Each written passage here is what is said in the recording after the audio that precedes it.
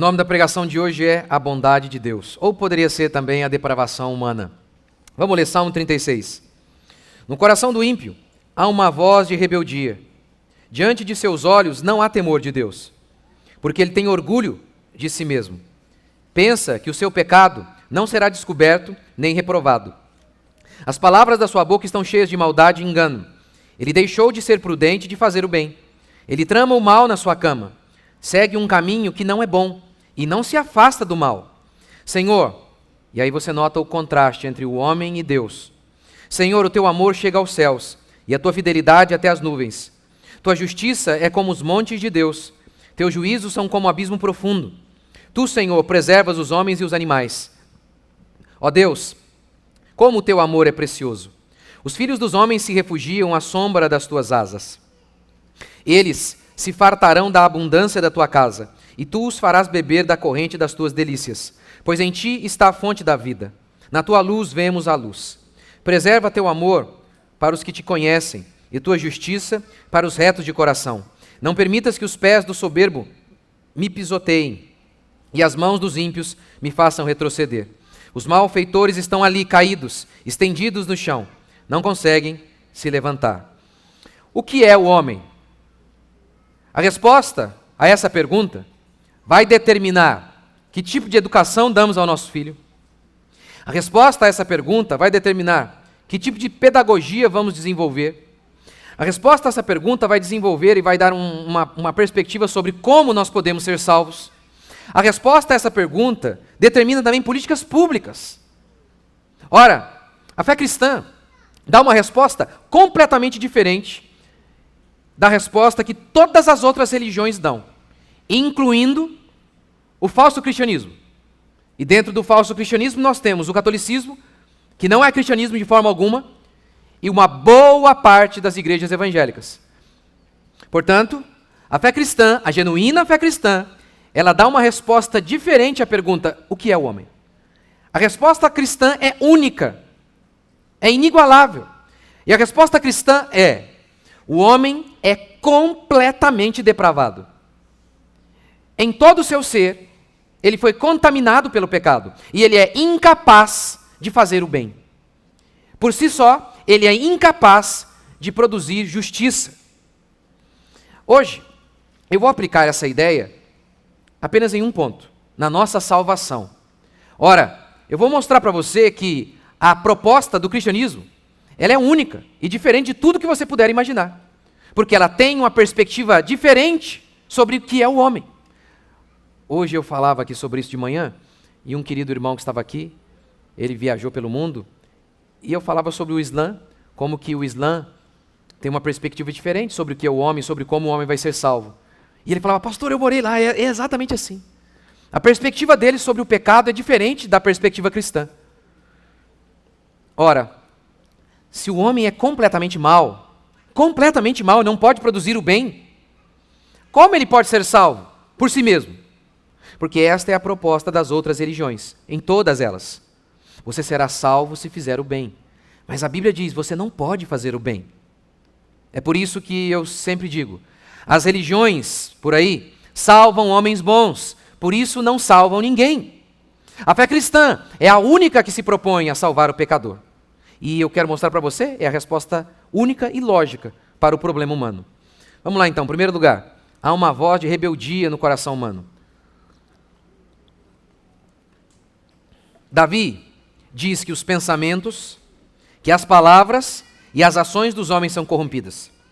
Verso 4, o homem na sua cama, ele maquina o mal, ele pensa: como amanhã eu vou produzir mais maldade?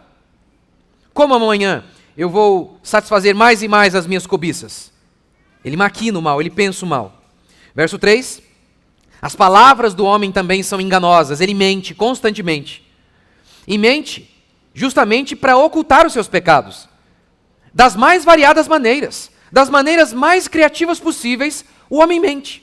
Como Davi o fez. Davi adultera, e quando o pecado não é seguido de arrependimento, ele é acompanhado de mais pecado. Davi adultera, e o que ele faz?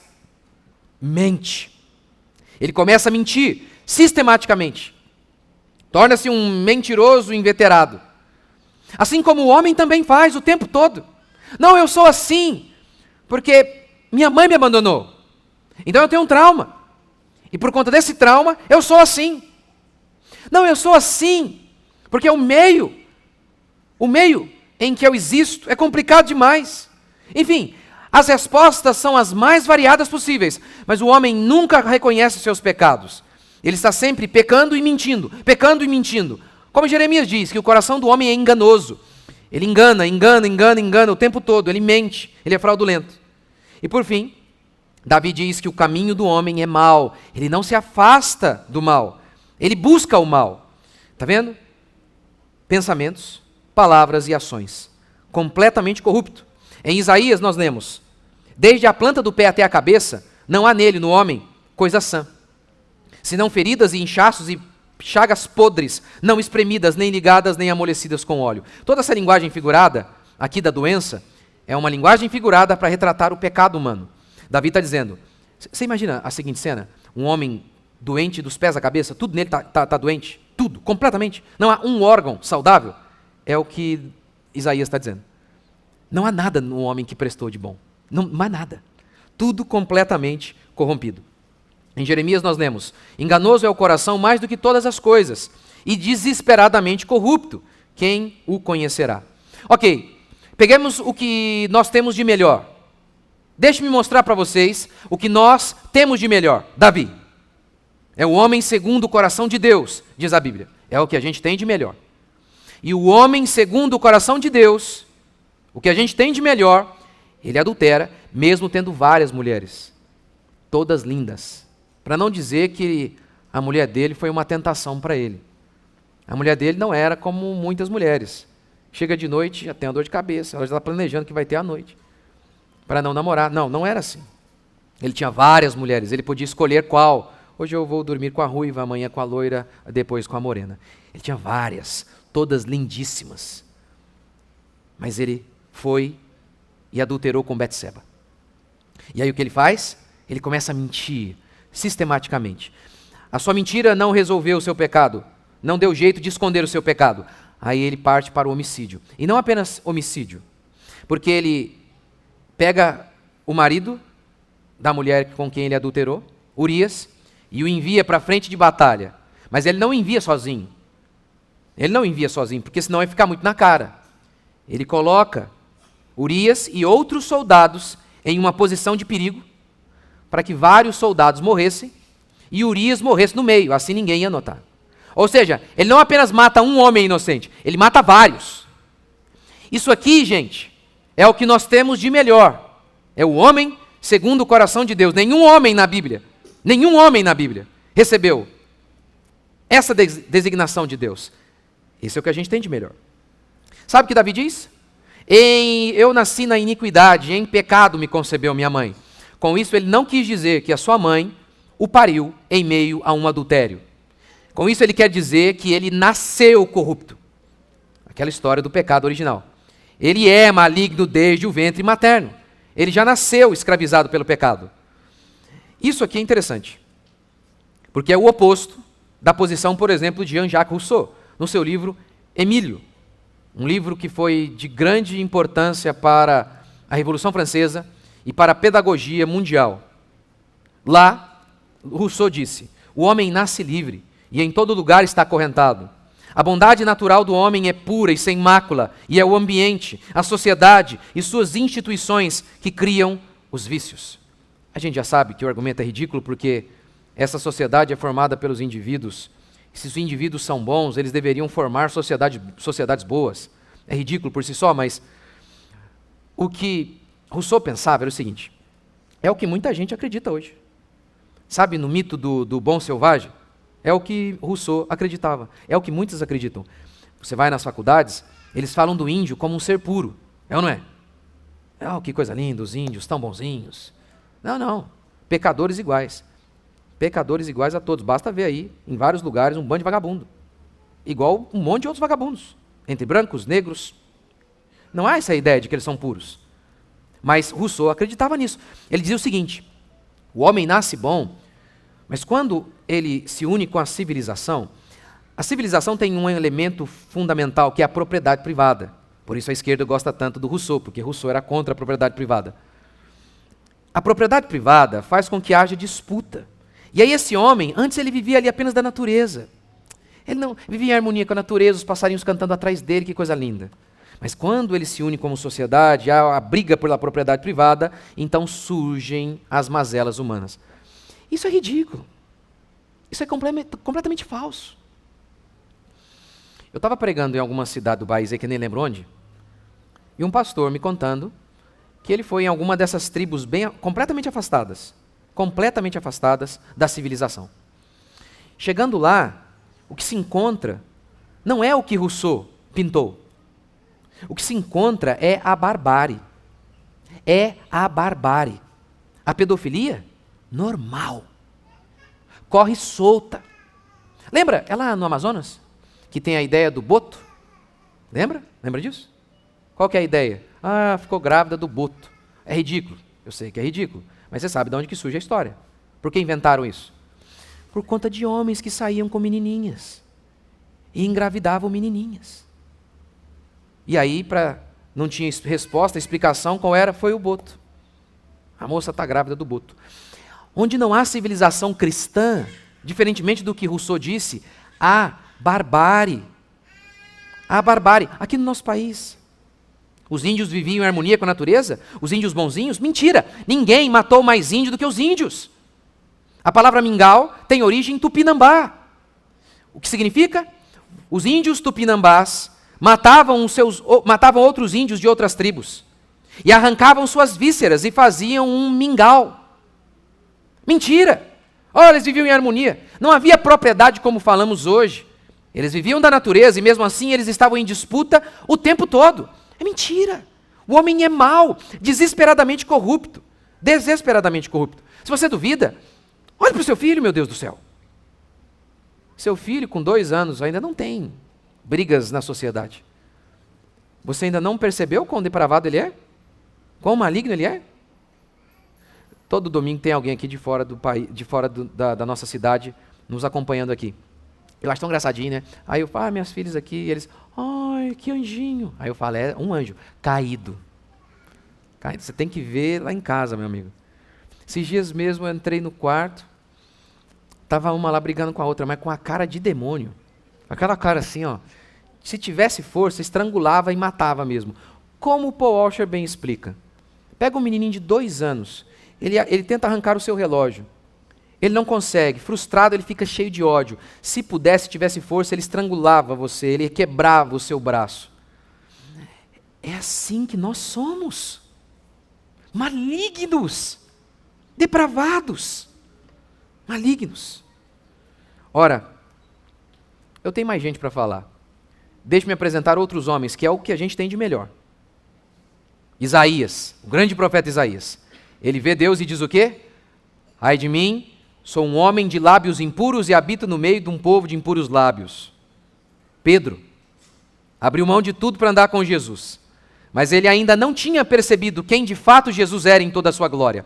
Um dia, Pedro vai para uma pescaria de madrugada, não pesca nada, ele tinha certeza absoluta que não havia peixe, não havia mesmo. Mas de manhã, ao atracar o seu barco, Jesus diz para ele, volte, jogue ali a rede. E Pedro diz, não há, mas sobre a tua palavra eu vou fazer isso. Pedro pesca, faz a maior pescaria da sua vida. E então ele percebe que ele não está diante de um homem, mas diante de Deus. E o que ele diz? Afasta-te de mim, porque eu sou pecador. Eu não posso ficar perto do Senhor. Isso é o que a gente tem de melhor. É o que a gente tem de melhor. Ou pensemos em Paulo. Paulo abriu mão de tudo para servir a Deus. Paulo passou fome por amor ao Evangelho. Paulo foi apedrejado mais de uma vez por amor ao Evangelho. Lembra daquelas chicotadas que você viu lá no filme Paixão de Cristo, que Jesus levou? Paulo recebeu daquela lá 3 vezes. Daquelas mesmas. 3 vezes. Quase morreu na voragem do mar. Ele conta perigos entre patrícios, entre meus compatriotas, entre inimigos, por todos os lados. Perigo, fome, nudez, espancamento, quase morto várias vezes. Esse é o homem, esse é o que a gente tem de melhor. No final de sua vida, o que esse homem que abriu mão de tudo por Cristo diz? Fiel é a palavra e digna de toda aceitação, que Cristo Jesus veio ao mundo salvar os pecadores, dos quais eu sou o principal. Note o tempo verbal. Não era, sou. Se Paulo é o pior dos pecadores, eu e você estamos na onde aí? Nem há classificação para mim e para você, então. Isso aqui é o que a gente tem de melhor. E note, o texto, o meu texto, o texto de Salmo 36, está falando do ímpio. O ímpio é profundamente maligno. E eu aqui citei para vocês crentes, homens piedosos, o que a gente tem de melhor. E mesmo esses homens afirmam, eu sou pecador, tem misericórdia de mim. Em Romanos 3, Paulo começa a desenvolver o argumento de que todos os homens são pecadores, sem exceção. E começa a mostrar que nem judeu e nem gentio, que resume toda a população. Naquela época, o judeu era um, gentio era o resto.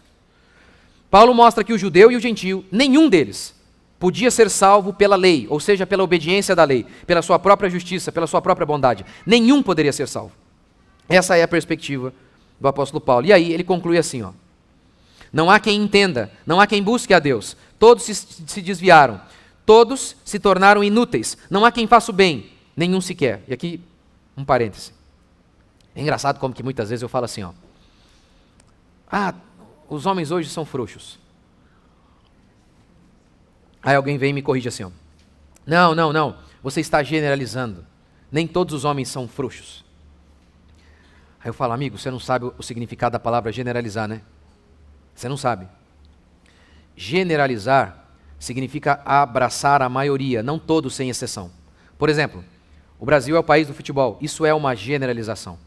Eu não estou com isso dizendo que os 190, acho que é 190 milhões de brasileiros, sem exceção, gostam de futebol. Generalizar é abranger a maioria. Então olha que doido, ele me acusa, ele nem sabe o que ele está falando. Por que eu estou explicando isso? Porque Paulo diz assim, ó, não há quem faça o bem. Poderia ser uma generalização. Paulo está falando, usando uma linguagem para retratar que a maioria é má. Mas não é uma generalização. Paulo não está tratando da maioria. Ele diz, não há quem faça o bem, vírgula, nenhum sequer. Nenhum sequer. E ele continua. A garganta deles é sepulcro aberto, enganam com a língua, debaixo dos seus lábios há veneno de serpente. A sua boca está cheia de maldição e amargura. Os seus pés se apressam para derramar sangue. Nos seus caminhos há destruição e miséria, e não conhecem o caminho da paz. Não possuem nenhum temor de Deus. Ora, sabemos que tudo o que a lei diz é para os que estão debaixo da lei que ela diz, para que toda a boca se cale. Vou explicar isso aqui. A lei são os 10 mandamentos. E o que a lei diz? Sabe o que a lei diz? Ela diz assim, ó, quem aqui nunca cobiçou? Porque Paulo está dizendo, a lei, ela fala para calar a boca de todo mundo. É como se nós estivéssemos em um grande tribunal e a lei é o promotor. E a lei começa a falar 10 coisas. Quem aqui nunca cometeu o pecado da idolatria? Todos já cometeram. Porque a idolatria não é apenas adorar imagens, é colocar qualquer coisa no seu coração como razão da sua vida. Pode ser um filho, pode ser o seu trabalho, pode ser a sua própria vida. Quem aqui nunca mentiu? E todo mundo fica calado. Quem aqui nunca cobiçou? Quem aqui nunca matou? E aí Jesus explica que o homicídio não é apenas quando dá um tiro na cabeça de alguém. Chamar o outro de tolo já é um homicídio. Quem aqui nunca cometeu esse pecado? E todo mundo fica calado. Ninguém pode abrir a boca, ninguém pode se defender. Todos são culpados. Essa é a linguagem que Paulo está empregando aqui. Ele continua. Porque ninguém será justificado. Porque ninguém será justificado diante dele pelas obras da lei. Pois pela lei vem o pleno conhecimento do pecado. Ninguém será declarado justo e salvo pela obediência da lei, haja vista que ninguém jamais obedeceu à lei. Ninguém mesmo. Seu pai, sua mãe, qualquer homem, eles só não fazem coisas mais horríveis ainda, porque existe algo chamado graça de Deus, que restringe a maldade humana. Restringe. Mas o homem por si só é um cavalo selvagem. É um porco indomável. Note a história do mundo. A história do mundo é a história do caos. A história do mundo é a história da desgraça, do homicídio. Essa é a história do mundo. Mas os homens não veem assim. Os homens percebem que há algo errado, mas eles não percebem a profundidade do pecado. E a gente chega no nosso segundo ponto, as falsas religiões. Há só duas religiões no mundo. Duas. Só duas. A fé cristã e todas as outras. Há só duas religiões no mundo. A religião da justificação pela fé e a religião da justificação pelas obras. Uma religião declara que você será justo por meio da fé em Cristo Jesus, de modo que você no tribunal de Deus será declarado justo porque você recebe a justiça de Cristo. Esse é o cristianismo. A segunda religião, que são todas as outras, é a religião da justificação pelas obras, em que você será salvo pela sua própria bondade. É por isso que essas religiões não salvam ninguém. O homem, ele é capaz de fazer o bem para recompensar o mal. Essa é a crença de todas as outras religiões. O cristianismo, entretanto, declara que o homem é incapaz de fazer o bem. Por isso, ele não pode fazer nada para que ele mesmo seja salvo. Primeiro exemplo, a diferença entre nós e os católicos. O autor de Teologia e Prática da Igreja Católica diz: a diferença entre os dois sistemas, protestante e católico, gira em torno do entendimento diferente que tem da natureza do pecado, do impacto do pecado sobre a natureza. Ou seja, para os protestantes, nós falamos em depravação total do ser humano. O ser humano é completamente incapaz de fazer o bem. Completamente. Ele nem pode mesmo entender o Evangelho. Porque Paulo diz em 1 Coríntios que o homem natural, ou seja, o ímpio, ele não pode entender o Evangelho. Se ele não pode entender o Evangelho, como ele pode crer no Evangelho? Ou seja, é por isso que em Efésios 2,8, a Escritura declara que até a fé é um dom de Deus. O homem, nem por si mesmo, ele tem a capacidade de crer. Ele não pode fazer o bem e nem mesmo receber o bem por si só. Ele não pode praticar o bem e nem mesmo pode receber de graça por si só o bem que Jesus oferece para ele. É por isso que os homens sempre, naturalmente, escolhem Barrabás e não Jesus Cristo. Preferem os ídolos, uma vaca, um pedaço de gesso, o carro, uma pessoa, a Jesus Cristo. Porque eles são incapazes de fazer o bem e incapazes até mesmo de ouvir o Evangelho, diz Paulo. Essa perspectiva católica, de que a queda não foi tão profunda, tem a ver com Tomás de Aquino. Tomás de Aquino, que é um dos grandes mestres da Igreja Católica. Francis Schaeffer resume bem a ideia de Aquino. A raiz da dificuldade brota do velho e crescente humanismo na Igreja Católica. Humanismo porque Aquino pegou suas ideias, muitas delas, de Aristóteles. Por isso, então, humanismo. Ou seja, doutrinas humanas. A raiz da dificuldade brota do velho e crescente humanismo na Igreja Católica Romana. Vem do conceito incompleto da queda expresso na teologia de Tomás de Aquino. E a gente pode ver isso na Suma Teológica de Tomás de Aquino. A natureza humana não foi completamente corrompida. Ainda permanece no homem uma inclinação natural para a virtude e uma luz da razão que indica o que é bom e o que é mal. Não, isso não existe. Em Romanos e em toda a Escritura, o que nós vemos é um homem da planta dos pés à cabeça completamente corrupto. Eu me lembro de uma vez, eu conversava com uma escritora. E aí, ela era muito rica e metidinha. E ela não era cristã. E eu falava sobre esse tema, sobre o pecado humano, como a Bíblia descreve os homens e tal. E ela disse, não, eu acho que é muito radical essa sua perspectiva e tal. E, enfim. Aí começamos a conversar. Aí eu falei, o que a Bíblia declara é que o homem exteriormente, ele até manifesta algumas coisas, mas interiormente ele é sempre corrupto. Os fariseus são descritos assim, sepulcro caiado, por fora pintadinho de cal, por dentro cheio de verme. Sepulcro, ou seja, um caixão, cheio de verme.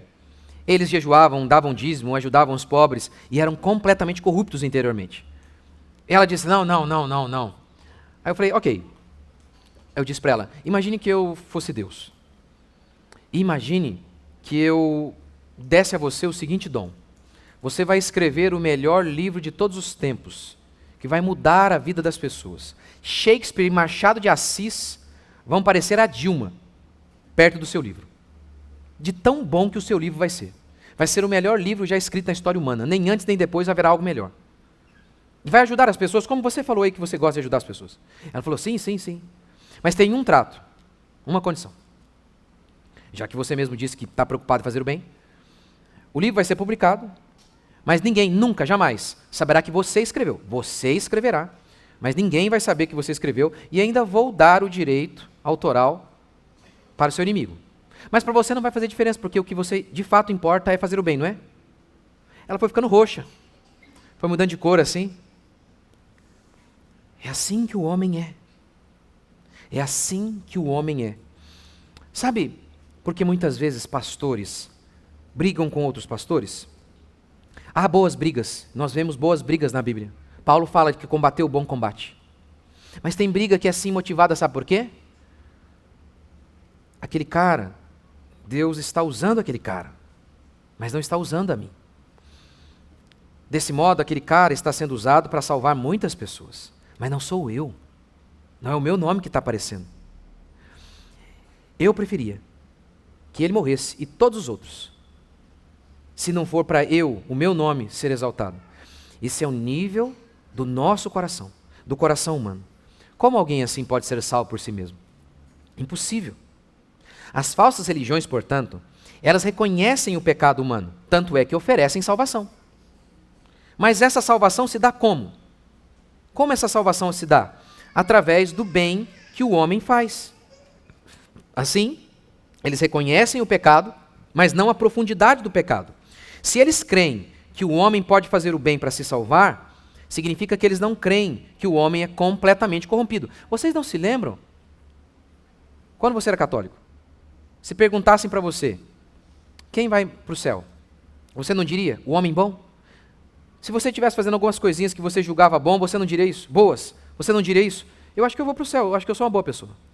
Está vendo? Você acreditava que seria salvo por aquilo que você faz. Todas as religiões são assim. O homem nasce assim. Nasce assim. Desse modo, todas as religiões são sinergistas e não monergistas. Mono, que vem de um. As religiões são sinergistas em que sentido? A salvação é uma cooperação entre Deus e o homem. Deus salva, Deus ajuda, mas você tem que fazer o bem para receber essa ajuda. A fé cristã não é assim. As religiões funcionam assim, ó. Essa é a concepção deles. O homem está quebrado lá embaixo, no fundo do poço. Ou seja, eles percebem que tem alguma coisa errada com o homem. O homem está quebrado ali. E as religiões jogam uma corda. Mas aí depende do homem segurar essa corda e escalar. Essa é a concepção de todas as outras religiões. Pode mudar o tipo da corda. Algumas cordas do espiritismo, faça o bem, e aí na próxima vida você virá um pouco melhor. Se você fizer algo ruim, na próxima vida você pode vir uma coisa muito ruim, pode, sei lá, imagina, você volta um petista. Se você fizer coisa muito ruim agora, na outra vida você volta um petista. Então, joga uma corda. O Islã joga também a corda. Ó, vá a Meca, pega aí, faça isso. Faça um jejumzinho de vez em quando, e por aí vai. A fé cristã é completamente diferente de todas as religiões. Na fé católica também. Joga a corda para você, faz uma romaria até parecida. Depois paga lá para a missa, tem que ter a missa 7º dia, tem que pagar. Depois você tem que também um purgatório. Essa é a corda católica. Sabe como é na fé cristã? Na fé cristã você não está quebrado lá embaixo, você está morto. Na fé cristã, Jesus não joga uma corda, ele desce, coloca você nos ombros e tira você de lá. É completamente diferente. O cristianismo parte do pressuposto de que o homem é completamente corrupto, ele está morto em vossos pecados e delitos, como disse Paulo. Ora, se eu sou incapaz de fazer o bem, como eu posso ser salvo por fazer o bem? É como pedir para um leão voar. Por isso, todas as outras religiões salvam apenas os homens bons, por isso não salvam ninguém. Só a fé cristã salva. Eu tenho espelho em casa, eu sei quão corrupto eu sou. Por isso a proposta cristã é a única que faz sentido para mim. Porque ela declara que eu sou salvo mesmo sendo pecador. Não é que eu tenho que fazer o bem para ser salvo. Não, é o contrário. Eu tenho que ser salvo para que daí então Cristo me capacite a dia fazer o bem. É completamente diferente. É completamente diferente. Por isso em Efésios 2:8 se declara: pela graça sois salvos. Graça significa favor imerecido. Você não merece e mesmo assim recebeu. Vinde e bebei de graça da água da vida, diz Apocalipse. Ou pense no ladrão da cruz. Lembra dele? Ele foi crucificado, na cruz ficavam os piores criminosos, ele era um assassino. Ele blasfema juntamente com o outro bandido, contra Jesus Cristo. No fim, algo acontece, ele se arrepende, ele confessa seu pecado e diz, nós merecemos estar aqui. Para ninguém dizer que a punição foi injusta, talvez ele era inocente. Não, ele mesmo confessa, eu mereço estar aqui. Mas ele se arrepende, olha para Cristo e fala, tem misericórdia de mim. E Jesus diz, hoje mesmo estarás comigo no paraíso. Não há ladrão da cruz em nenhuma outra religião do mundo. Não existe isso. Esse homem é o símbolo clássico de que a salvação é pela graça, não pelo mérito humano. Isso não existe em lugar algum. Como eu falei para vocês no começo, eu falava aqui com um irmão, veio aqui, né, nos visitar, ele é de São Paulo, e falou que eu viajei o mundo, estava lá na Índia, e lá é muçulmana, e eles odeiam a ideia da salvação pela graça. Para eles é um escândalo, como Paulo falou, que a mensagem da cruz é um escândalo. É um escândalo que os pecadores sejam salvos. Os homens deste mundo, apesar de serem completamente podres, eles acham que os bons serão salvos. Mas não existem bons. Não existem bons. Nós somos salvos, e aí então Deus começa a nos tornar bons. Mas somos salvos sendo pecadores. O ladrão na cruz não existe em nenhum lugar. Terceiro, só existe na fé cristã. Terceiro, e último princípio, a bondade e justiça de Deus. Leia comigo e note o contraste, até o verso 5, verso 4, Davi está falando da maldade humana. Do verso 5 em diante, ele fala sobre Deus. Verso 5, Senhor, teu amor chega aos céus. E por que ele fala do amor? Ele falou de vários pecados, não falou? É que todo pecado, ele tem como base, como fundamento, como raiz, o egoísmo. E o amor não busca o próprio interesse, o amor é sempre altruísta. Senhor, o teu amor chega aos céus e a tua fidelidade até as nuvens. Tua justiça é como os montes de Deus. Teus juízos são como um abismo profundo. Tu, Senhor, preservas os homens e os animais. Ó Deus, como o teu amor é precioso. Os filhos dos homens se refugiam à sombra das tuas asas. Eles se fartarão da abundância da tua casa. A tua casa aqui é uma menção ao templo. E tu os farás beber da corrente das tuas delícias, pois em ti está a fonte da vida. Na tua luz vemos a luz. C.S. Lewis, no seu livro O Problema da Dor, ele cita Blaise Pascal. Pascal ridiculariza quem cita a natureza para provar a existência de Deus. C.S. Lewis, ele era ateu. E Lewis disse o seguinte, se quando eu era ateu me perguntassem, por que você é ateu? Eu responderia, olhe o universo. Boa parte dele é vazio e escuridão. Só há vida na terra, nem em outro lugar há vida. As criaturas apenas vivem a causar dor umas às outras. Por que eu creria em um Deus bom e justo e ordeiro? Eu vejo apenas o caos do mundo. É interessante isso porque Lewis está retratando como ele, como ateu, um coração endurecido, olhava para o universo e via apenas nada, não via Deus. Já Davi está olhando o mesmo universo e dizendo, oh meu Deus, como a tua bondade enche os céus, como a tua justiça preenche todos os lugares. Como o Senhor é bom. Verso 5, teu amor chega aos céus. Verso 6, sua justiça é como os montes. São apenas expressões para declarar o quanto Deus é justo e o quanto que Deus é amoroso. Como Davi via isso? Primeiro, por meio do cuidado para com a humanidade e com os animais. No verso 6, o Senhor preserva os homens e os animais. Verso 9, em ti está a fonte da vida. É Deus quem preserva o homem, inclusive o mal. Inclusive o mal. Paulo diz, nele vivemos, existimos e nos movemos. Deus é o único ser completo em si mesmo. Ele não precisa de nada fora dele. Ele é o único que tem vida nele mesmo. Nós não temos vida em nós mesmos. Até Hitler ou qualquer outro ser só existe em Deus. É como se Deus fosse o tabuleiro e o homem fosse as pecinhas, inclusive os homens maus. Eles não podem existir fora do tabuleiro. Não há vida fora de Deus. O Senhor é a fonte da vida. É na tua luz que temos luz. Portanto, os ímpios são sustentados por Deus, não é pelo diabo. O próprio diabo é sustentado pelo Deus. O diabo não é Deus. Se você existisse por si só, você seria Deus. Você não é Deus. Nenhum homem é. Hitler não é, o estuprador não é, o pedófilo não é. Ninguém é. Só Deus é. De modo que todos eles existem em Deus. Existem em Deus. Então, Davi está dizendo, está vendo esses homens tão podres e malignos? Mesmo assim, todos os dias o Senhor dá a eles fôlego de vida. Eles não mereciam existir, mas o Senhor dá a eles fôlego de vida. E alternativa, chance para que eles se convertam e se arrependam. Isso não é a bondade de Deus? Que seres abjetos e malignos sejam permitidos de existir? Mas não apenas isso. Deus não é egoísta como o homem é. Deus não é egoísta. Sabe por quê? O egoísmo é pensar na sua necessidade e não na necessidade do outro. É impossível que Deus seja egoísta. Sabe por quê? Porque Deus não tem necessidade alguma. Ele é completo em si mesmo. Como ele pode ser egoísta? Ele tem tudo para dar, nada para receber. Você, quando dá alguma coisa para Deus, é como minha filha, que no meu aniversário pega o meu dinheiro e compra um presente para mim. Está aqui, papai. É isso. Como que Deus pode ser egoísta se você não tem nada para dar para Ele? Pastor, mas e as exigências de Deus? Que nós devemos adorá-lo e obedecê-lo. Você acha que é Ele que precisa? Deixe C.S. Lewis nos ajudar. O homem pode diminuir a glória de Deus por recusar-se a adorá-lo, tanto quanto um lunático pode apagar o sol, rabiscando a palavra escuridão nas paredes de sua cela. Deus quer o nosso bem, é nosso bem amá-lo.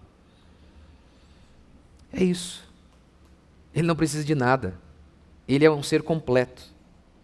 Por que nós falamos, todos os homens devem adorar a Deus? Por que nós fazemos propaganda sobre Deus? E não devemos fazer propaganda de nós mesmos? A Escritura sempre fala isso, não é?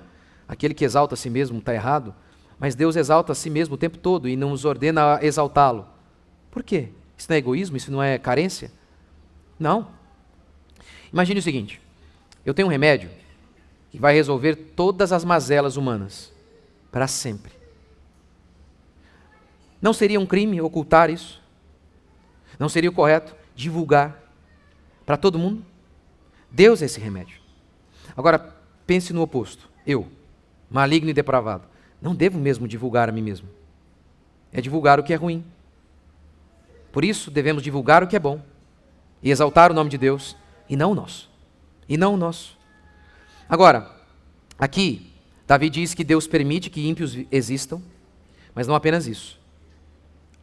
Ele diz que há algo especial em relação ao seu povo. Note comigo, verso 8. Eles se fartarão da abundância da tua casa. Deus sustenta homens e animais, mas é o teu povo, é o povo dele, que entra na casa dele. Verso 10. Preserva o teu amor para os que conhecem, o que te conhecem, e a tua justiça para os retos de coração. Ou seja, Deus é gracioso com o mundo inteiro. Nenhum dos homens merecia viver, e Deus o sustenta. Mas Deus permite que eles existam hoje. Mas Deus, em relação ao seu povo, vai permitir que existamos por toda a eternidade, ao nos salvar. Mas salvar quem? O ímpio. Nós éramos ímpios. O ímpio aqui, ó, maligno, podre e depravado, éramos nós. Éramos nós. Em Romanos 5, Paulo diz assim: pelo bom, talvez alguém se animaria em morrer. Mas pelo mal? E aí Paulo continua: Deus prova o seu amor por nós, por morrer por nós, sendo nós ainda pecadores. Verso 10, nós éramos inimigos de Deus. Inimigos de Deus. E mesmo assim, Deus nos salvou. Portanto, você que está aqui nos visitando, ou você ainda não se converteu de verdade, você ainda não se arrependeu de seus pecados, o que eu quero dizer para você é o seguinte: se você entrou aqui e você pensa, mas eu sou uma boa pessoa, não há salvação para você. Pelo menos não agora. Mas se você, enquanto me ouvia, você dizia, eu sou esse homem mau. Eu sei que não há esperança para mim em mim mesmo. Eu não posso por mim mesmo fazer o bem. Você falou aí, pastor, que a salvação é de graça, é pela graça, é um favor imerecido. Enquanto você falava, meu coração ardia, eu falei para mim mesmo, é isso, eu creio. A boa notícia é que Deus te escolheu antes da fundação do mundo, e é por isso que você está crendo aí no seu coração. E para você que é cristão, você se lembra da ordem do salmista? Ou melhor, do pedido do salmista? Restitui-me a alegria da tua salvação. Lembra disso? É o fato de que você deve se lembrar, todo dia, de que você estava indo para o inferno, que você merecia ir para o inferno. Mas Deus, em sua graça, amor e bondade e misericórdia, resgatou você. Você estava quebrado lá no fundo do poço. Ele resgatou você de lá. E agora você é fruto, você é objeto do amor de Deus. Você não está mais debaixo da ira de Deus, mas você é o filho amado de Deus. Existe algo maior do que isso? Existe algo mais grandioso do que isso? Não existe. E é por isso que nós estamos aqui. Pela graça de Deus, é Ele quem nos sustenta, é Ele quem mantém as nossas vidas. Estamos aqui de pé, graças à bondade dEle, como diz Lamentações. As misericórdias do Senhor se renovam a cada manhã e por isso que não somos consumidos. É por isso que você está aqui hoje. A bondade e a misericórdia de Deus se renovou sobre você. Vamos ficar de pé?